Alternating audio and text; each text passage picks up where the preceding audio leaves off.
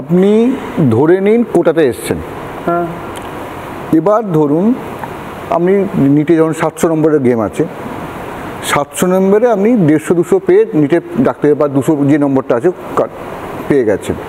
আমি চট্টোপাধ্যায়, আমি 650 পেয়ে চান্স পেলাম না, বলতে দিন।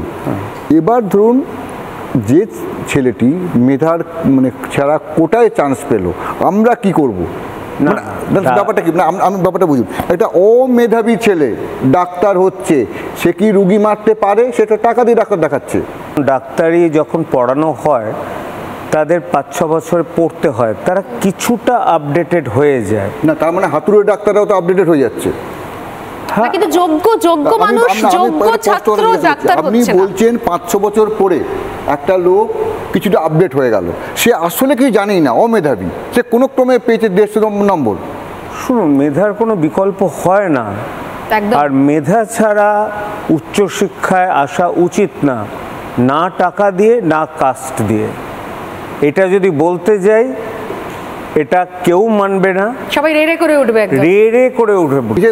কিন্তু নারায়ণবাবু, আমি আপনাকে বলি এরকম অনেক মানুষ এখনো আছে, মানে আমরা নিজেরা যখন তিনজন মিলে আলোচনা করি আমাদের নিজস্ব মানে নিউজের আড্ডায়, তখন আমরা বলি অনেকে এমন আছেন যারা ডাক্তারের সারনেম বা কোনো কোনো ক্ষেত্রে কিছু দেখে মানে এই কোটার ডাক্তার হতে পারে, আমি যাব না, এরকম সাইকোলজিক্যাল কাজ করে অনেক সময় মানুষের, যে কোটার ডাক্তারকে দেখাবো।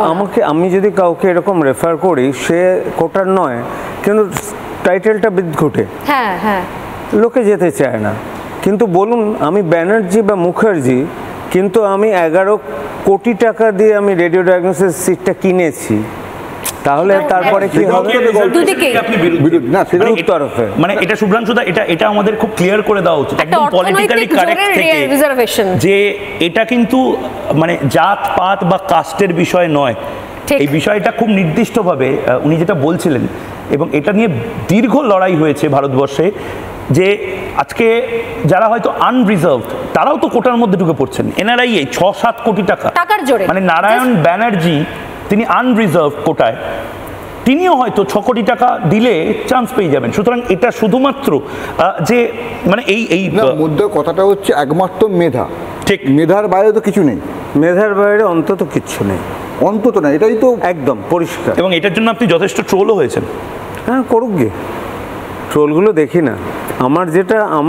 আমার মনে হয় সবার জানা দরকার মেধার বিকল্প কিছু হতে পারে না, কোটা তুলে দেওয়া।